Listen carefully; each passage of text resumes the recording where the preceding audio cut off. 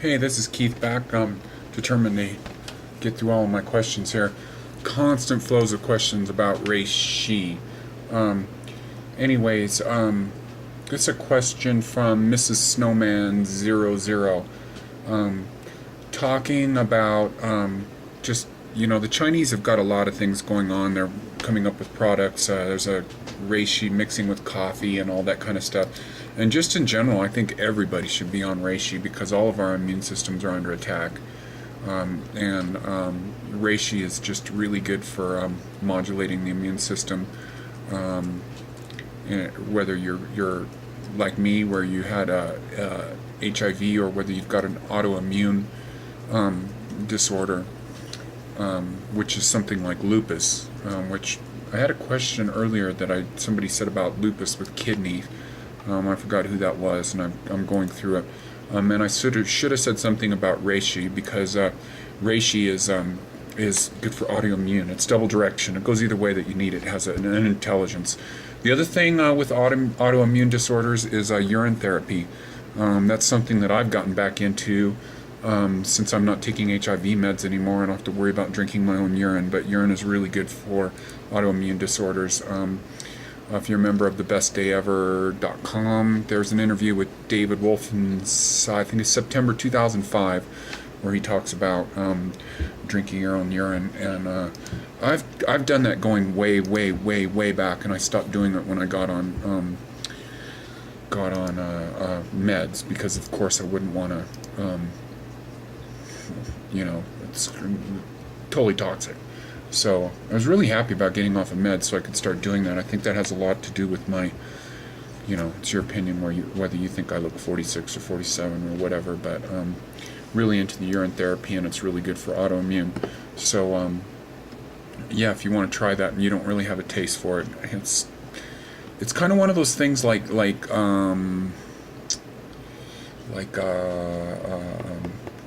am I looking for? It's one of those things like eating fermented foods. Your body wants it, and even if you're repulsed by it, just start eating it as little as you can. So like urine therapy, just put a couple drops in your mouth, under your tongue or something, and you'll be surprised to find out you're drinking a full glass of your urine.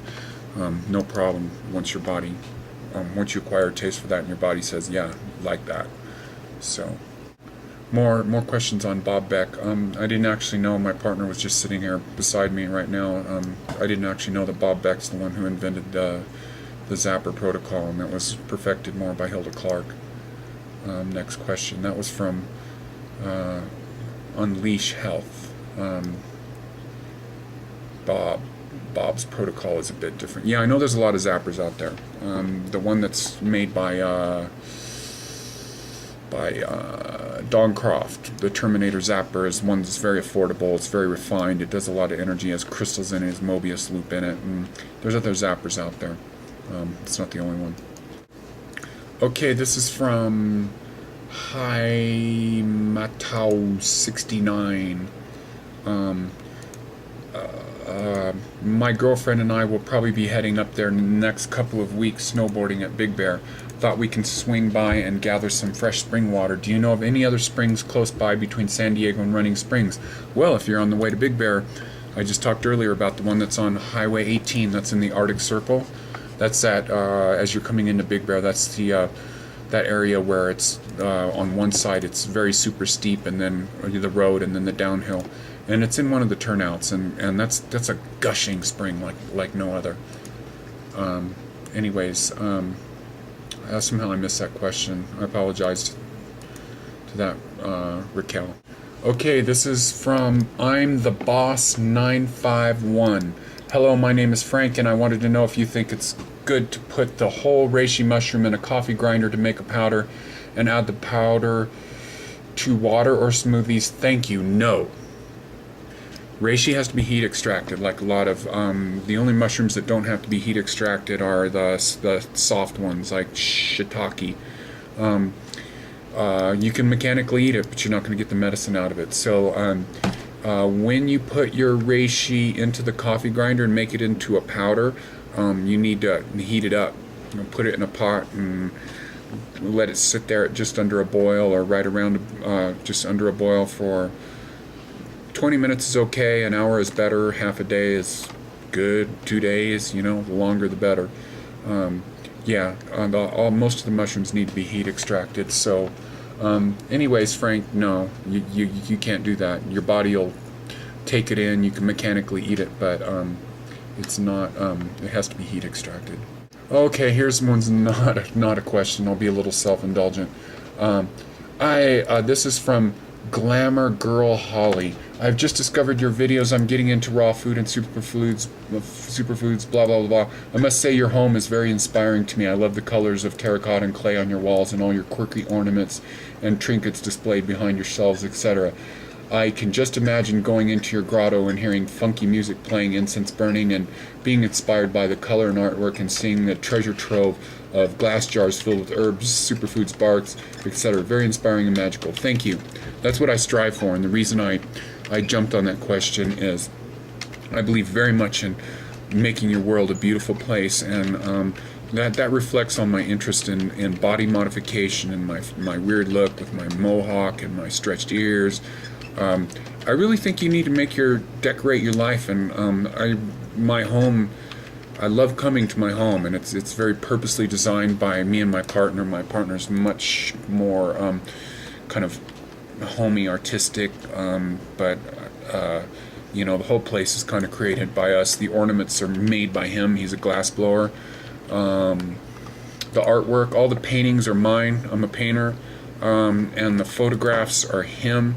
Some of the other posters, like my giant Future Sound of London poster, that was I got that in 1994. It's one of my favorite ambient outfits, called the Future Sound of London. But yeah, I think it's real important to have your home be a place that's your own, and it can really transform you. I get up sometimes, and especially now that me and my partner are back together, he keeps his place immaculate, and it just makes me feel good every day to be in my home. Your home's your battery, your home's your generator. It's where you lay your roots into the ground, and it's where you dream, and it's where you feel comfortable. And so if it's not your own, it's, I'm trying to get out of the matrix. So I get really disturbed when I go into people's homes and it looks like all stale with white walls and stuff like that, and it's just, I don't understand what. Oh, here's a question about EFT, which is meridian tapping. I'm gonna do one on that. Yeah, meridian tapping. I'm gonna do one specifically on that. So, anyways, hey Keith, I've been eating pomegranates lately. This is from P Observer. Pomegranates, like all berries, like all things with those dark red and blue colors, are high in antioxidants.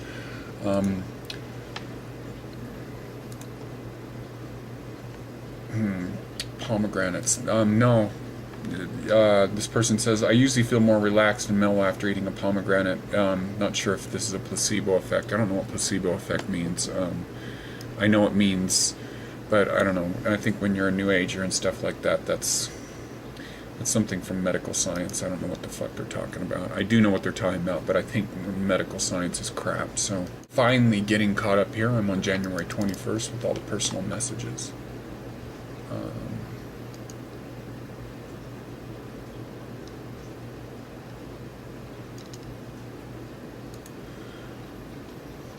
Brandon Gilbert asked me what's the differences between the 5 rights that are in the book and the way Truth teaches them, and I'm going to do demonstrations on that. The main differences are is you face different directions for certain ones, take 3 deep breaths, double tensing on number 5.